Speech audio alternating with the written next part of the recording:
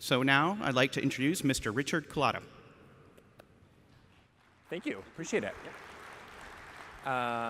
So good morning. Wow, really? Hang on, one more time. Good morning. Okay, thanks. I normally don't do the good morning thing, but we needed to do that one again.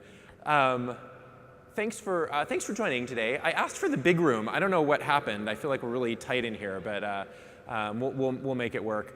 I'm hoping, even though we are in this sort of giant room with multiple zip codes and a big stage, my hope is that this really will feel a bit more like a conversation and not like a traditional keynote or anything like that. So I will be sharing some ideas that I have. We'll be talking through some examples, and also feel free along the way if there are thoughts or questions or comments. You're welcome to interject. Again, I know this is a kind of a very formal room to do that in, but I actually would love to hear your thoughts, and I'll try to make sure we have some time at the end for some questions.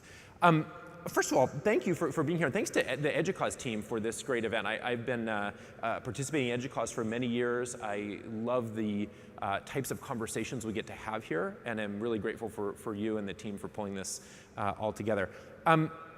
Just so you know, as part of trying to make this feel a bit more like a conversation, I want to just share a little bit about me that is not necessarily on the formal bio. First of all, that's my family. I thought, yesterday being Halloween and all, it might be good to pull that picture out there. We dress like this all the time, though. It's not just on Halloween. That's just sort of how we do in the Culatta family. Before coming to ISTE, I had the chance to work in the state of Rhode Island. If we have any Rhode Islanders out there. No Rhode Island. Thank you, sir. That's great. One rock-solid Rhode Islander there. Had a chance to work in Rhode Island in a new role. Was the first Chief Innovation Officer for the state of Rhode Island. And the idea there was to say, how can we really look at using government as a way to accelerate innovation, which is sort of the opposite of what you might often think about when you think about government. And what are some really key roles that it can play? And we were looking at some ways to do that, particularly on our higher ed side, and I'll share some of those examples. And I also serve as a fellow for an organization called IDEO, which is a design thinking company, and that will make sense why I bring that up in just a second. Currently, I am the CEO of the International Society for Technology and Education, ISTE. Some of you may have participated in ISTE events or been part of our group in one way or another. The focus of ISTE is really on how to use technology to solve tough problems in education. Right, so we're really looking at when there's, whether it's achievement gaps, whether it's challenges with specific learning activities, whether it's preparing faculty to make sure they know how to teach effectively. Right, those are the types of challenges that we take on, and so that's kind of the frame that I bring to you today. A couple months ago, along with Sandy Spiker from IDEO, we wrote an article in the Chronicle of Higher Ed that posed a question. And the question was, what if every higher ed institution had a UX team? It's interesting because this idea of user experience teams are it's a well-established concept in many industries, particularly in the Bay Area. When you're in the tech companies, a lot of it'd be unheard of for a new startup, a tech company, not to have a UX team. It's a concept that is almost entirely foreign in the education space, right? We don't really have, tell me if any of you have this, but in the higher ed institutions that I've worked with, we've never had a user experience team for the institution. Right? You may have somebody looking at UX for a specific product, but not about the user experience of the university or of the community college or whatever it is. And our position, the statement that we made is we actually think that this is a critical role for the future of higher ed. So I'm going to use that statement as a way to start this conversation, sort of as a frame to build this around. What if all of your institutions had a UX team? In fact, what if we were that UX team? Let's just sort of pretend that for a second. We probably need to start and just talk a little bit about what we mean by user experience. Hopefully it's a term that you're at least somewhat familiar with, but I wanted to think of a way that I could explain it very simply to somebody who may not understand this, the head of your faculty center or president of a university, or, who may not be as familiar with the concept. So I tried to think of how could I explain UX to my grandmother in 3 elements or less. So here we go. My grandmother's pretty smart, by the way, so it's not that low of a bar, but we'll see if this does it. So here's what I mean.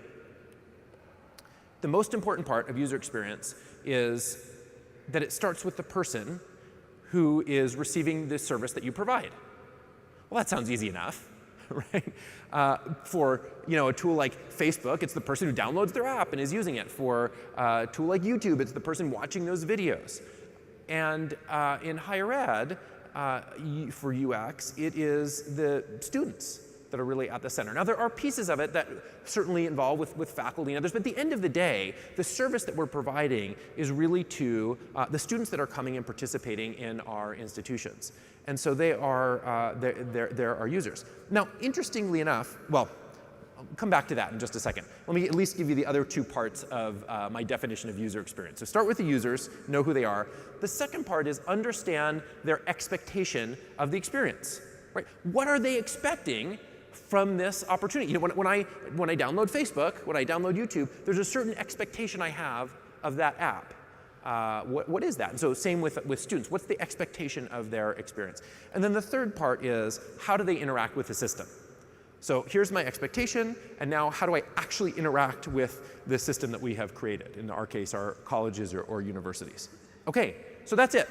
That's it. You are now all experts in user experience design. Feel good? We'll have certificates at the end. We can sign them on the way out the door.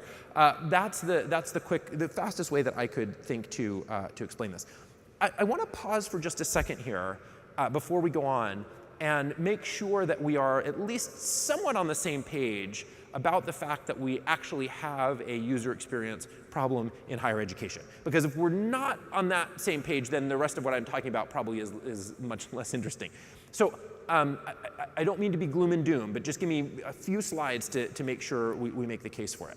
Here are some of the indications that I see as I travel around the country, and frankly as I travel around the world, that we have some UX problems in higher ed.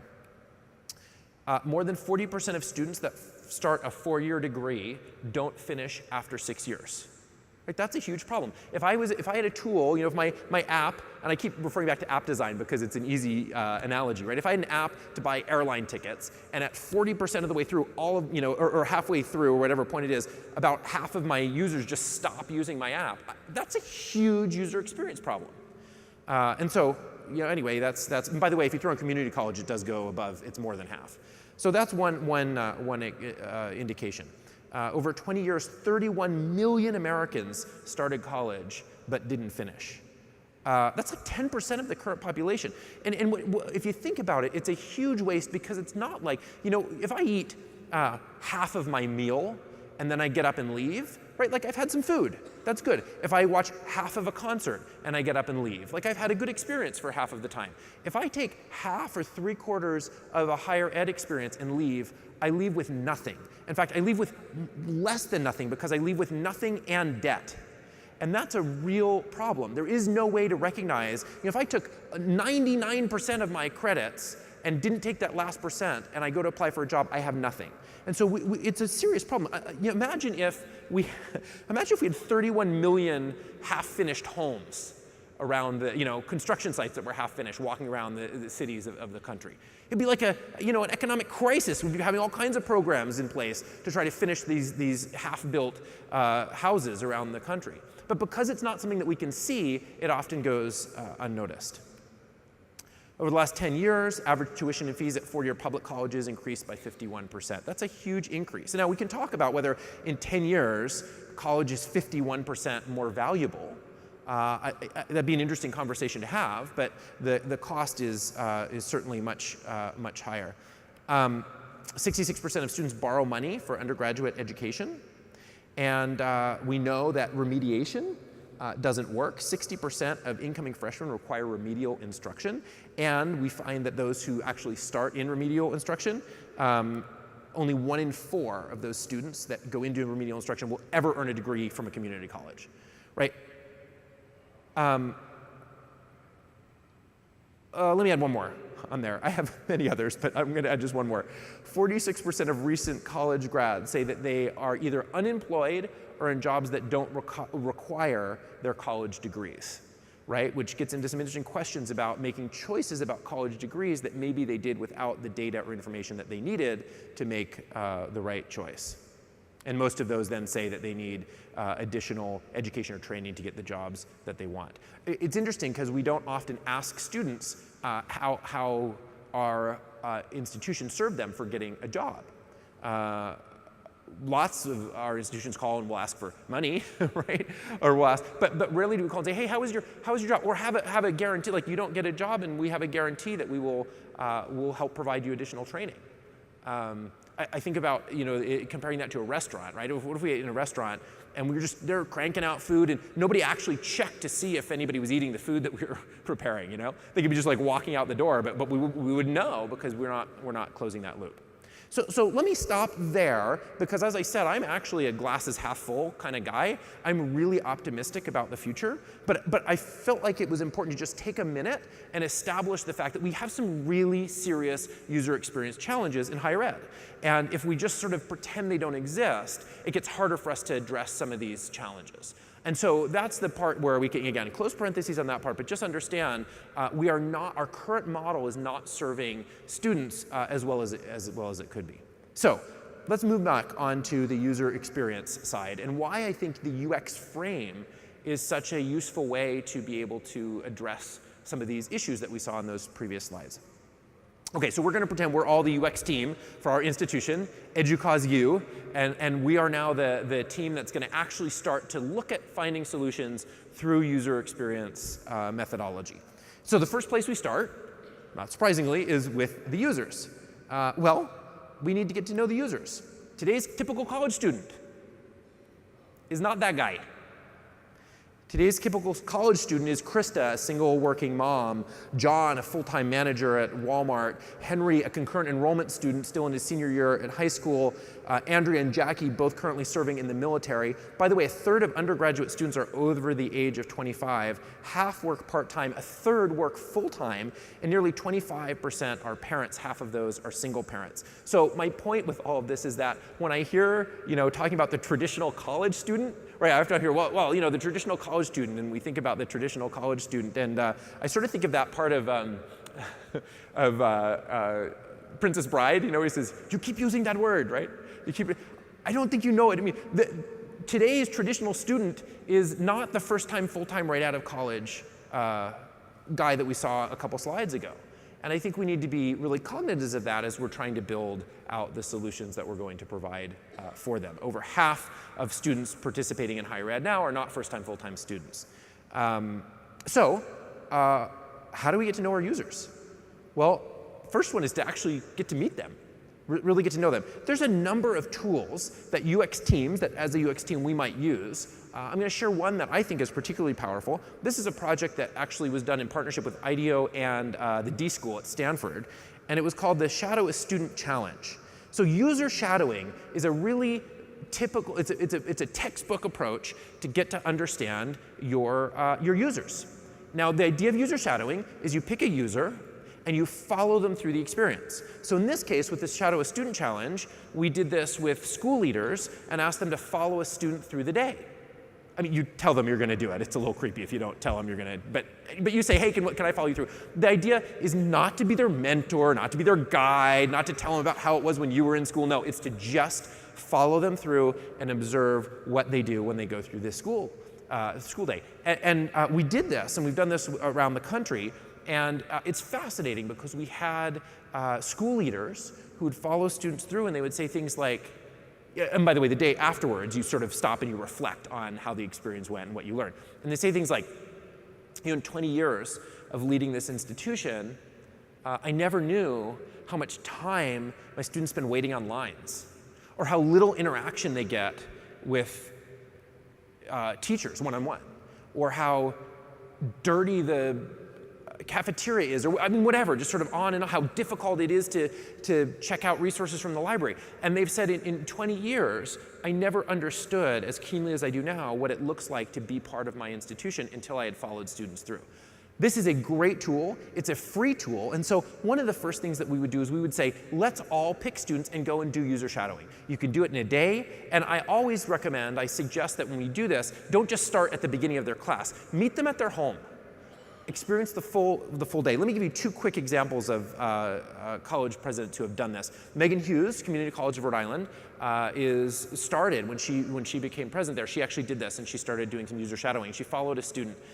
Turns out that she learned that for probably years, I don't know, since the dawn of time in Rhode Island, the bus schedule, the public bus schedule, was not aligned in any way, shape, or form with the courses at the community college.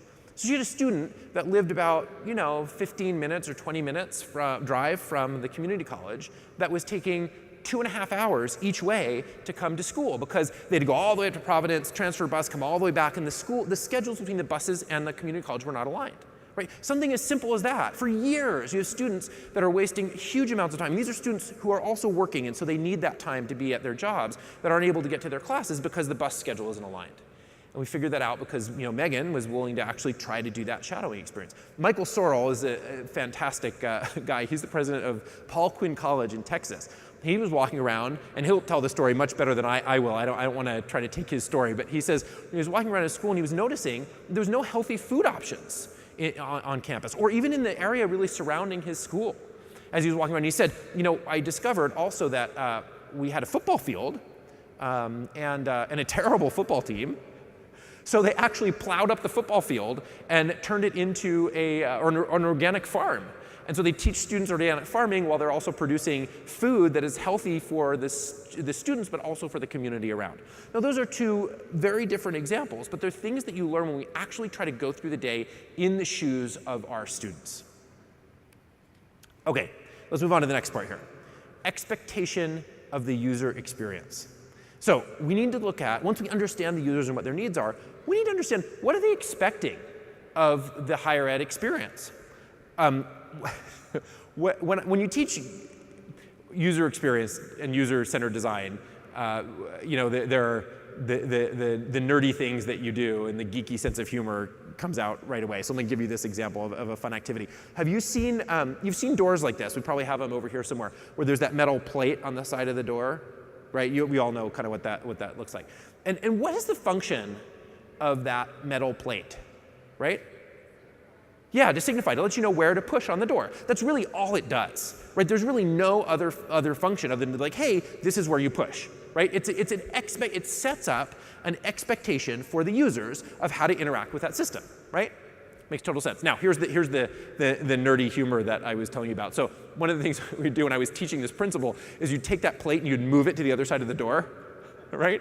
And then just watch and see what happens. Or you have people like pushing on the door. They're like calling maintenance like, hey, the bathroom door is locked. And maintenance like, there's no lock on the bathroom door. And they're like, but it's locked. It's just, all because we have just changed the expectation that has been set up on how to interact with the system, right? So we very clearly communicate how we should interact with that system. Now, as we go out as a UX team, I think we would find very quickly that we have some misalignments between what the expectation of the students are and what the expectations of the people providing the system, us, are as well. And so we sort of have this misalignment. There are some phrases that we hear often that are key flags that we have a misalignment of expectations. It costs too much. Right? That's a misalignment in expectation. It's not about how much it costs, it's about perceived value. Right? We don't have the big campaigns around, cars cost too much, right? Like, cars are expensive. Sometimes they're about as expensive as a college degree, but there's no pickets and picket lines and campaigns about lowering the cost of cars. And so when you hear it costs too much, it's really not about the actual dollar amount. It's about a misalignment in expectations. I'm not getting the value that I'm expecting for that cost, right? When you hear things like, I wasn't prepared for a job when I finished, right? That's an indication that I was prepared for something, but not for this job. And so we have that misalignment. And those are types of phrases that we might hear. And so if we wanted to dig in a little deeper, we might find some interesting things. Let's take the cost one, for example. We'll start there. So we'd walk around, we'd do our user shadowing, right? Because we're a good UX team. We'd walk around, and as we were there, we'd first of all see these things that are on campus. They're called buildings. They're beautiful, very big, turns out very expensive. Incredibly expensive to build and maintain, even just to heat and all of that sort of stuff. And so you'd say, okay, that's interesting. But again, cost it's relative, right? It's where's the value. And so let's be good user experience designers, and let's go inside those buildings and see what they're doing with them, because in fact, it really might be valuable. And so we'd walk in, and we would be shocked to see that we're using most of them for this. Now, if you're not familiar with this, let me explain what this is. It's called a lecture. And what it is, just try to imagine like a YouTube video you're watching from very far away, and you can't pause or fast forward. That's what a lecture is. Again, most of you probably wouldn't have these on your campuses, but in our hypothetical university, we do have these. And it would be baffling to us as user experience designers why we would be using this incredibly expensive resource to have really zoomed out YouTube videos that we can't stop or play for the cost that they create. So that would be an interesting thing that we would note as we are going through this user experience. We'd also then notice that on those little desky things, the little fold-out-y desky things there, that there are some books there. And it's a different type of book. It's not the book that we normally see as we watch people go throughout their life. They're kind of bigger and thicker and boringer. And we'd say, what are those? Well, turns out they're called textbooks. Now, textbooks are interesting because we would check in and see, and we would discover that we spend $8 billion a year on textbooks. Well, that's interesting, especially since I think it's questionable whether they really provide that much value. So if we look at it a little bit more, by the way, I know it's a little hard to see this graph, but as long as you can see like blue line and orange line, we're good. So blue line is inflation over the last 30-ish years. Orange line is cost of textbooks over that same period. Yeah. So if anybody wants to, I'd be happy to stay afterwards. And if you want to take the argument that there's a 1,041% increase in value in textbooks over the last 20-ish years, great. I would love to have that conversation with anybody who wants to. But if you don't think there's been a 1,041% value increase in textbooks, we should be asking why on earth we are requesting that students pay that much money for material that's actually generally available for free on the internet. When I was in Rhode Island, we started a project called the Rhode Island Open Textbook Initiative. So the first state in the country, well, granted we're a small state, but first state in the country that all higher ed institutions signed an agreement that they would work strategically to transition from commercial to open licensed textbooks. We did this with a pilot class. One class, one institution at our community college, and they chose what they said, this is the faculty that did this, a higher quality set of resources online for free, open licensed, and saved almost $200,000 for that class. One class, can you just imagine, and this was a community, this was our state college, and in this case we literally had students who were saying, it's a sacrifice to do this, but I can work an extra job, I can get here, I can get some financial aid that I need it, and then I show up on campus and I have to pay $200 per textbook. I'm out, because I can't do that. And that is a really, really dumb reason for a student to drop out of school because they can't afford those textbooks. And when we asked the faculty, we said, do you know how much these textbooks, do you understand that you're slapping a $200, $300 textbooks on their students? And most of them said, I had no idea. I had no idea because I never shadowed the student through the process of going to the bookstore and paying for the $300 textbook that, by the way, I hardly ever open, right? And so it's a good point to look around and say, where are there ways that we can change this user experience to make it better for students?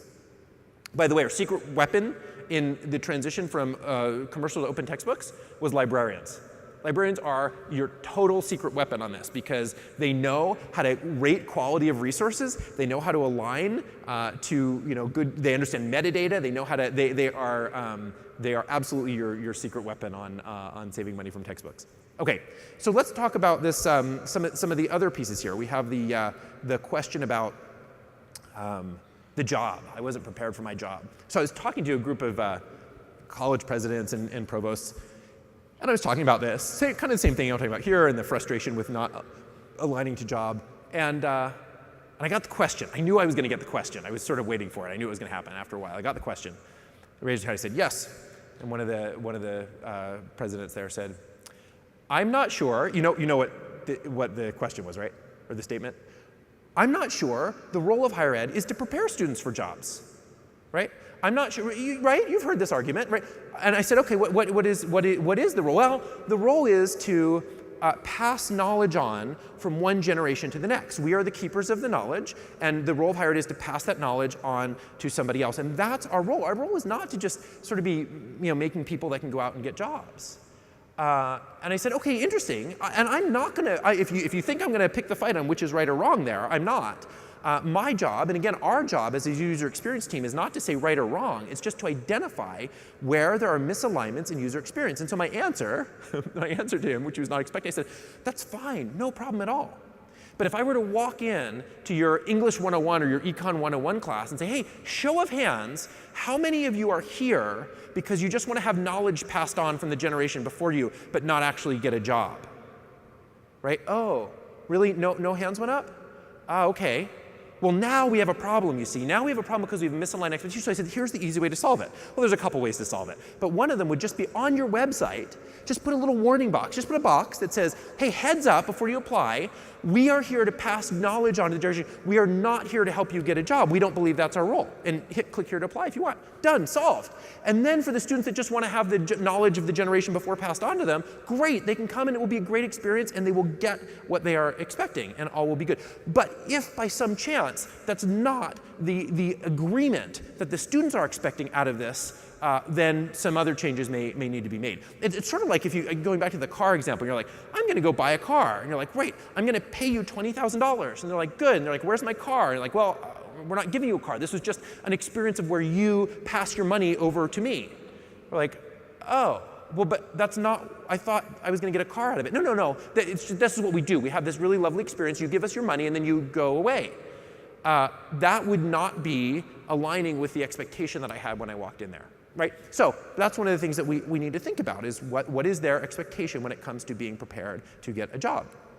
Okay, our last part here. How to interact with the system. This is probably the most important part, right? So understanding the users, understanding their expectations of the system, and now the question is, how do they interact with that system? And this one gets really fun because there's all kinds of levels on which you can interact with the system. There's the learning side, there's the actual signing up for classes side, there's it's as a UX team, it's a lot of fun to look at what those interactions are like. And so we'd see some things that maybe would give us pause a bit, that might be a little disconcerting. One of the first things we'd probably notice is the course registration.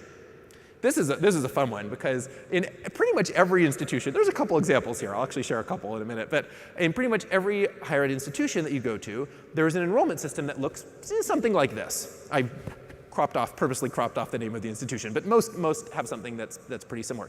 The interesting thing that you notice, the order in which the courses are presented, right? They're presented in alphabetical order. Well, the reason this is interesting is because no student on the history of the planet has ever said, I'm going to start with accounting, and I'm going to work my way through alphabetically until I get to zoology, right?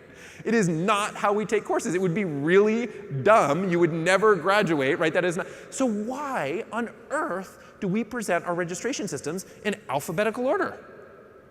And then sometimes after that, it's sort of by time, which is also questionable about whether it's useful. So what would be another way to do this? Well, there are some schools that have started to do it. Boise State, Arizona State University have said, we're going to instead give you something that looks a little bit more like a Google Calendar, where you can sort of drag your appointments and block them off. And it says, hey, why don't you block off times when you're available to take classes? This is particularly important for students who may have work responsibilities, or may have childcare responsibilities, or maybe juggling all kinds of other things, or maybe just have a really hard time learning in 7 o'clock classes in the morning. That would have been me. You can block off your schedule and then say, now, based on what you are studying, and we know that, we know this information, it should not be a guess, we know what they're studying, we will help recommend what courses you should take at what time. What a novel concept. And it could even tell you, it could even say, hey, just to flag for you here, your work schedule overlaps by a half an hour with this course. I get that, and if that really needs to stay the way it is, that's fine. But if you could shift your work schedule by a half an hour, you can actually save a semester on the back end because you'll get this course through that's not offered the next semester, right? So presenting something as simple as how you choose your classes in a way that's designed around the needs of the users can be incredibly transformational for that experience. One of the other things that we would notice, and this is an interesting one when we talk about the actual, we'd see when we went into the classroom, is in general, we would have students that are all coming into a classroom, and generally they're all getting the same thing.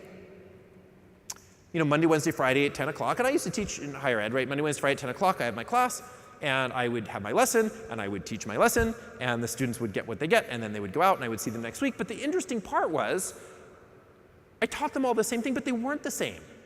We know they're not the same. We know students come in with different needs and interests and passions and experiences that they've had before or areas that they don't understand. And so why on earth we think they need the same thing is sort of mystifying.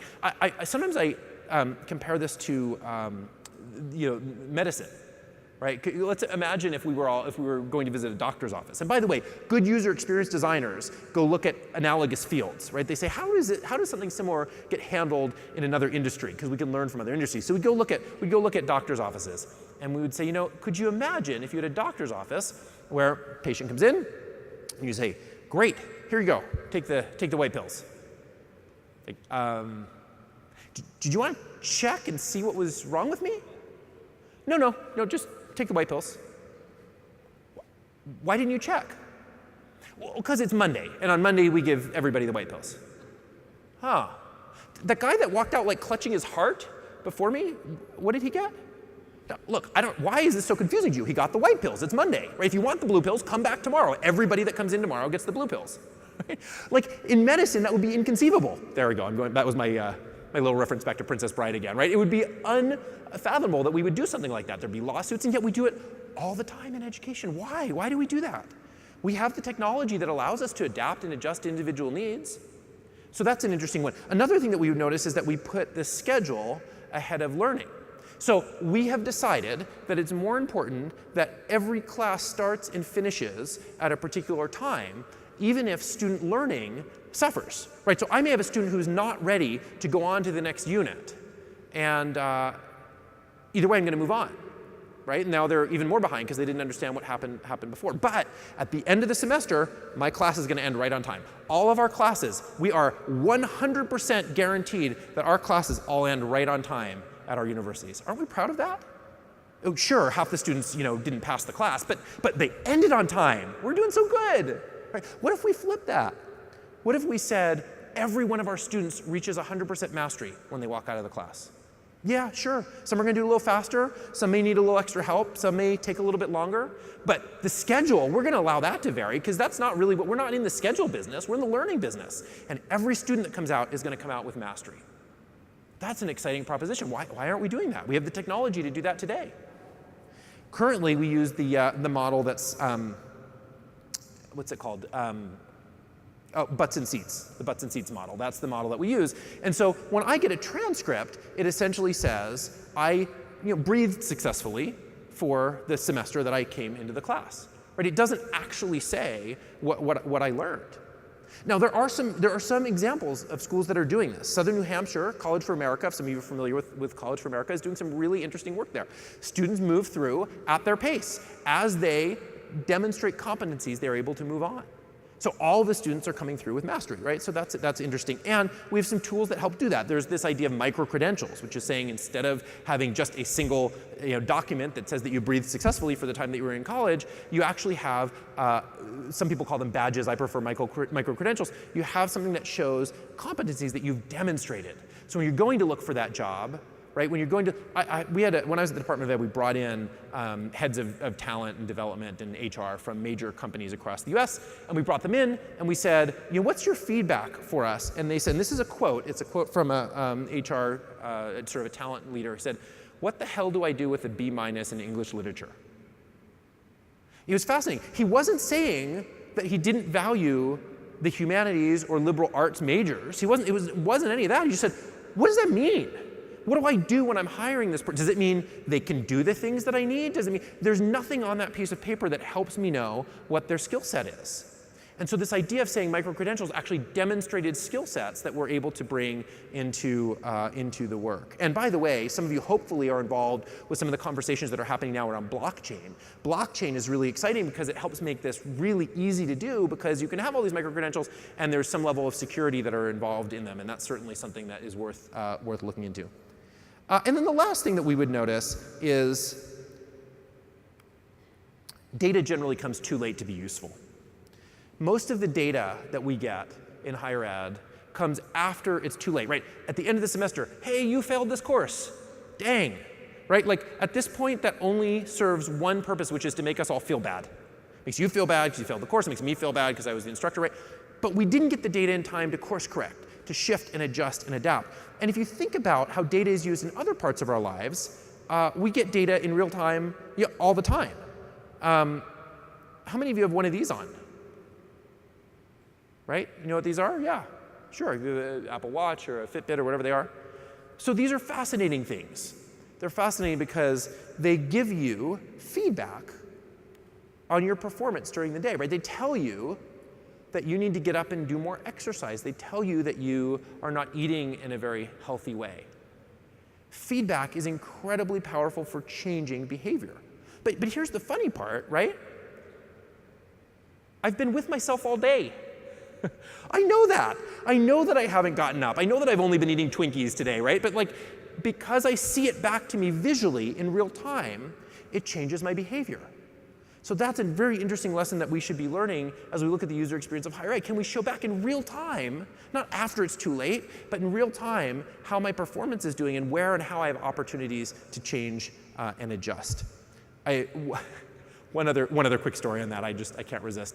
My stepmom drives a Prius, and I was driving with her one day. Some of you may have driven in a Prius or may own a Prius, and in Prius they have a very similar thing. It's real-time feedback on the performance of your car. Now again, traditional cars are kind of like the higher ed system, right? We only find out after the fact how we're performing, right? We find out when we go to fill up gas how much gas we used.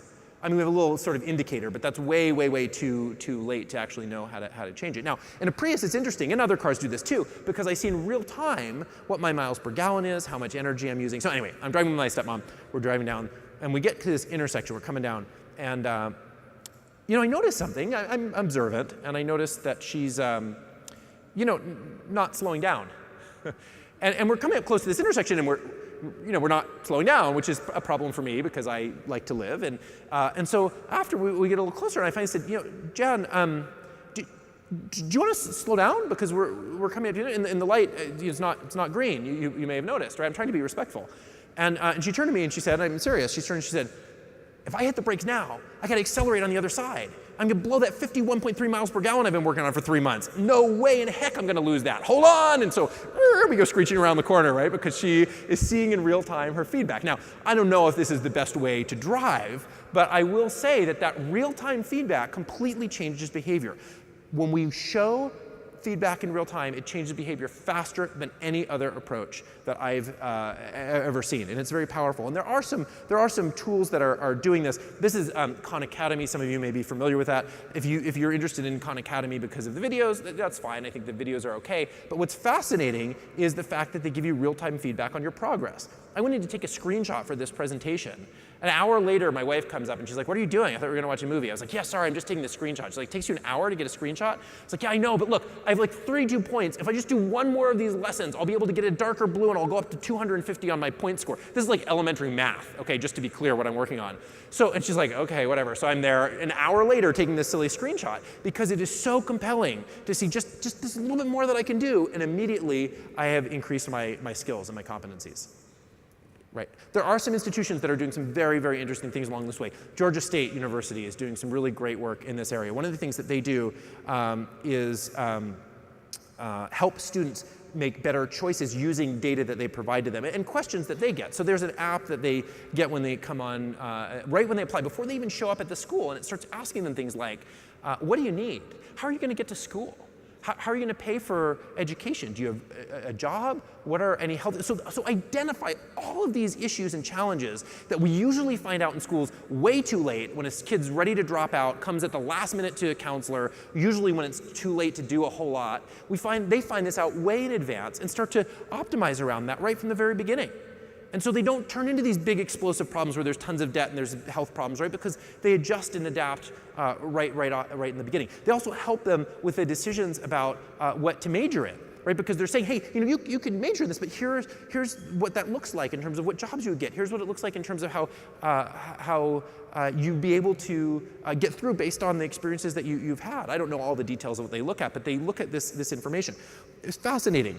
I believe the University of Georgia State is the only university in the country at the moment that has no gap in graduation rate by any category. Not by race, not by ethnicity, not by income. If there's another one, you should let me know. I don't know about it. But that is amazing. Can you imagine that? No gap. That's the power of designing system around the needs of the users. Right off the bat, figuring out what they need and adapting and adjusting to their needs. Some of this leads to some interesting choices that we make about the tools that we use for delivery. Let me give one sort of example of that, and then I want to wrap up with some time so we can have a bit of a discussion. Yeah, let me dive into this one. I'm going to share one other example. I'll do it quick so that we make sure we have some time for some conversation. But I think it's important to look at this, particularly for the people that we have in the room here. What is the user experience of our online learning tools specifically? So one of the things that we do is we can compare, and this is a very wordy slide. I try not to use bullets anywhere. I've broken my rule on this just to make a point. And that is that when we look at what we've done in most learning experiences, we've taken something that works in the classroom and we've tried to move it over online, right? We have online courses, right? Online courses. And the challenge is that we have used the technology to recreate the limitations that existed in the classroom space that don't necessarily exist in the online space. So let me give you a couple examples. Again, this is all from this lens of what would you see if you were looking at it from a human-centered design, a user experience designer. So one of the things you notice is in a classroom course, you have a single instructor that controls the experience. Well, maybe you don't even have to do that in a classroom, but it's a little bit hard. You kind of need somebody who's kind of managing things in a classroom. So we moved that over online, where we don't need that. Why do we need that? Why do we need one single person with the instructor role that can control everything and turn things on and off? And okay, I don't know. Another one, learning activities only submitted by the instructor. So we move over to an online course, and generally, who gets to post any of the content? I mean, other than a discussion forum where you can put in something, right? It's the instructor. They design the course. Why? Why do they do that? There was a course that I helped teach a small piece of, where we said, hey, instead of using an LMS, why don't we just use a wiki? And we presented our syllabus in the wiki. We said, it's your class too. And we talked ahead. We said, here are certain things that we need to make sure we address along the way, because we do need to, meet the expectations of what you're going to get out of this. But you help decide. And it was funny because the students, we've beaten out of them. We've beaten out of students the ability to actually suggest what they would want to learn, right? And so nobody dared touch it at first. And then a couple weeks in, somebody made a little minor change, hey, instead of watching this movie or instead of watching this, reading this article, why don't we read this one? Just waiting to see if the instructors would pounce on them. Of course we didn't.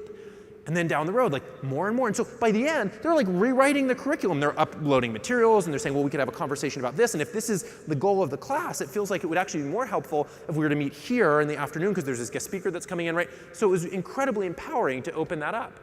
I'm not going to go through all of these. Let me just pick. Oh, here's one. This is one of my favorites. Learning artifacts deleted at the end of the course. So when you're in a traditional course, right, you are, when the course is over, those materials kind of go away. I get that. So in an online space, for some crazy reason, we do the same thing. I was taking a class. I believe that it's important for us to all take the classes that we deliver. So I regularly will actually take a course. So I took an online course. So in this online course, I'm in there. And I find myself doing just the least amount of work that I need to do to be able to get full credit.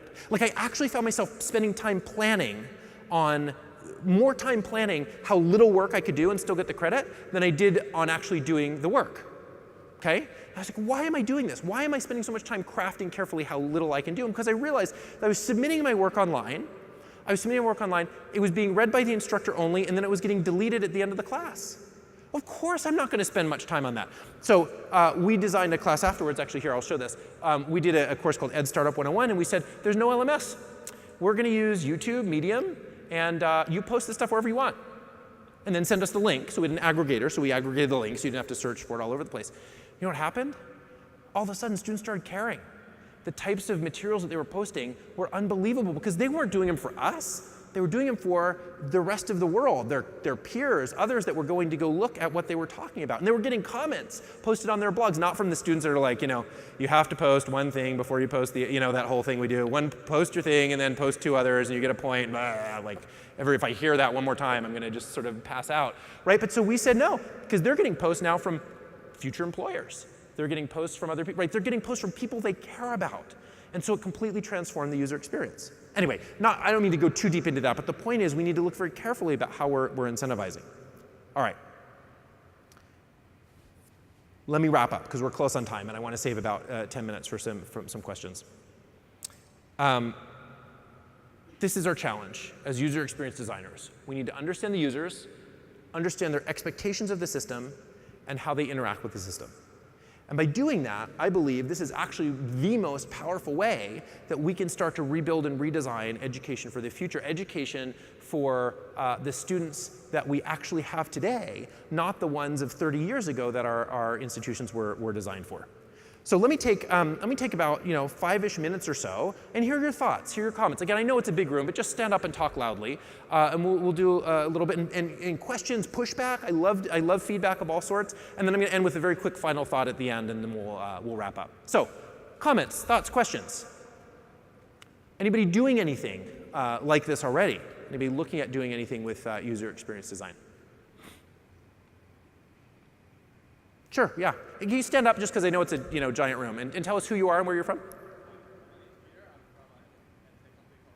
Uh-huh.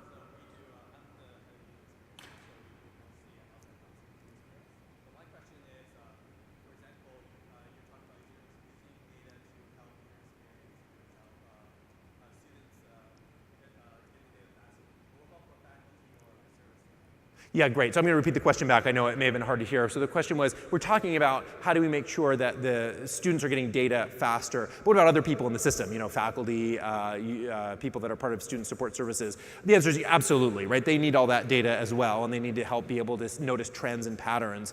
There's a lot of interesting things that you can notice in trends of data that you don't necessarily notice if you are just getting the information manually, right? So even things like attendance patterns. That's a really interesting one. We normally just look at attendance as like a way to, zap somebody's points, like, oh, you weren't here, or take a point. But attendance, it turns out, and there's lots of research on this, if you look at attendance and when students come and don't, and when they miss classes, it's actually a pretty good early warning indicator of when they may drop out of the class or drop out of school altogether. But that's something that you wouldn't notice if you're just one instructor looking at attendance in one class. But if that data starts to get aggregated, you can start to notice very quickly students that may need some extra help. And so it's really critical that as we look, and yes, the primary user is the student. I believe that is absolutely critical. But there are lots of other people in the ecosystem, as you know, that need to plug in. And so we need to be looking at how that data can help support those changes as well. Yeah. Others, yes?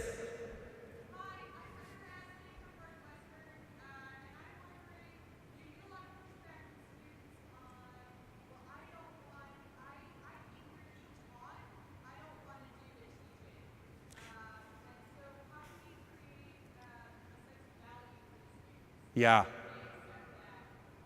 Such a great question, thank you. So again, to repeat it back, the question was, do students ever say, hey, I came to be taught, not to do the teaching, right? What is this, right? What's the deal? So it's interesting. I have found that is often the initial response to a student who has been beaten out of every ounce of ownership of their learning has been beaten out of them through years of the system, right? And it is, right? When a student, because when they're little, and you see this, and there's some great TED Talks, like the one, Ken Robinson's TED Talk, many of you have seen, right? Who talks about this idea, and we sort of get into there, oh, you want to study that? Well, we're not going to do that. You're doing this worksheet, sit down, right? After that happens a number of times for students, they just become very complacent, and they lose the muscle of how to be learners.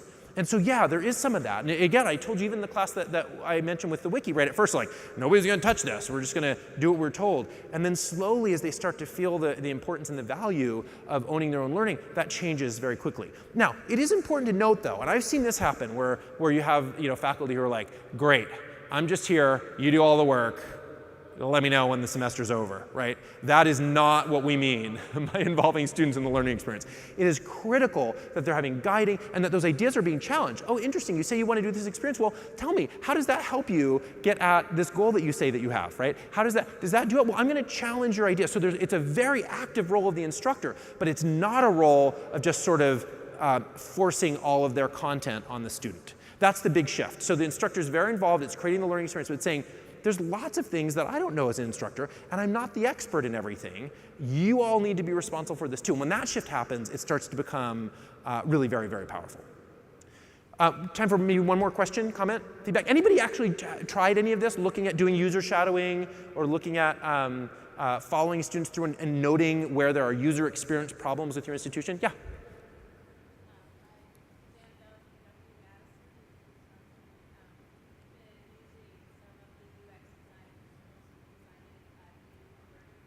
Yeah.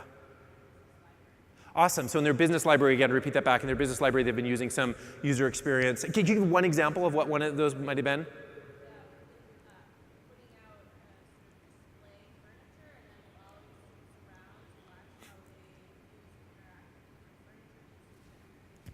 Brilliant, great example. So she said they've been putting out new types of furniture and just watching how the students interact with that furniture. Something as simple as that, right? As simple as, and it's really important to do on online systems as well. Like, how are students interacting with, there's a fascinating study that I saw that showed they built a system that was broken, right? It actually didn't work. It was a new they said it was a new registration system, but it didn't work.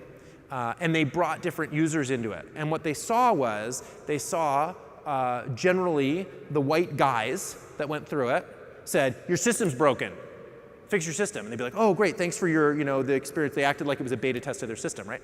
When they took minority students through, Black, Latino students, women, do you know what they said? They said, I'm doing something wrong. I'm sorry, I don't know what it is. I'm doing something wrong. This is a fascinating learning experience. So what you see is you may not even realize this, that when you have a clunky system that has user experience problems, you may have users that are assuming that it's their fault, and they're making bad educational decisions, lifelong educational decisions, because the system that helps them know what type of financial aid to get has a UX problem. And by the way, this happens with faculty as well too. We were watching an experience where some faculty were uploading some materials, and they said, hey, what you need to do, is there's a complaint about these dinosaur faculty. They don't know how to do all this stuff, and it's all this tech is really hard for them. And I said, oh, that's interesting, because I'm watching that same faculty that you say don't know how to use this user experience. After the class, they're pulling out their phones and they're bidding on eBay and they're updating Pinterest. Like, those are all really complicated technical interactions that they don't seem to have any problem with. So what's the deal? So I said, let's look at the software, and we look in, and the teacher says, well, I have to upload this thing, and then I hit back. In fact, I think I have some. I made a. Do I have some extra? Yeah. Oh yeah. Okay. Here. So this is the. So I wasn't going to use these slides, but because we got there, I'm going to share this here. So we say, here's the user experience that we're familiar with here, right? Awesome. We go to our favorite search engine of choice. Here's our user experience, right? We go to our education learning system. And this is the user experience, right? So one of the questions as I was in that moment, and they said, well, look, they hit the back button and it logged out, and they sort of this whole thing, and we need to train them not to hit the back button. I said, well, maybe we just need to make the system so that if you hit the back button, it's okay, like every other site on the planet that they use, right? And so this idea, when we ever say, if you ever hear yourself saying, the way we will fix this is by doing more training for our faculty, that is a red flag that you have a UX problem. Because have you ever once had somebody be like, in order to use eBay first, you have to go to the training to know how to not hit the back button or whatever it is, right? Or before Facebook, could you imagine if you could only use Facebook if you had a training course to know how to use it? They'd be toast, they'd be out of business. So if you have good intuitive design, you don't need to train faculty or students in how to use it, because the design will take care of itself. I am about out of time, so let me end with a final thought. And a number of years ago, I was asked to give a TED Talk, and you're welcome to go watch it. I have all of like 3 people have seen it, so if you all go watch it twice, you'll like quadruple my ratings. But anyway, on this TED Talk, and they asked me what the topic was going to be, and so I said, what keeps me awake at night? And what I talked about was, my worry was that we're using technology in ways that duplicate traditional practice, but that we're not using technology to really transform learning. And this is just one little section that I'll use as my final thought here that I shared in that TED Talk. So I said, there are examples. And again, if you go through this looking at the user design experience, you would see things where we say, we take an old approach, a traditional approach, an old chalkboard, dusty, bad, and we use technology to digitize it. Hey, that's great. Or we find textbooks. Textbooks are bad and old and dusty, and we make digital textbook, right? It's kind of the same thing, probably better for your back. Or my favorite, we take boring linear lecture, and we make online boring linear lecture. Woohoo! So my point is, and this is really the point that I want to leave with, is if we're not careful, if we're not really careful about what we're doing, we will end up with an exact digital replica of all of the challenges that we currently face in our traditional education system. All of those gloom and doom slides that I showed you at the beginning, we will have in a digital format because we're very quickly recreating the system that we're comfortable with. And that will continue to increase inequity. It will continue to leave students dropping out. It will continue to have those 31 million Americans that are halfway through their degrees with nothing and debt. And I believe very strongly that this idea of user experience, understanding the user, understanding their expectations, and understanding how they interact with the system is the most powerful tool that we have to not just digitize traditional practice, but transform learning. And I believe that if we can do that, if we can look at how we can build around the needs of the students, around the users of our system, we will absolutely transform their lives and our roles and our value as institutions faster than probably anything else we will do. Thank you. Thank you.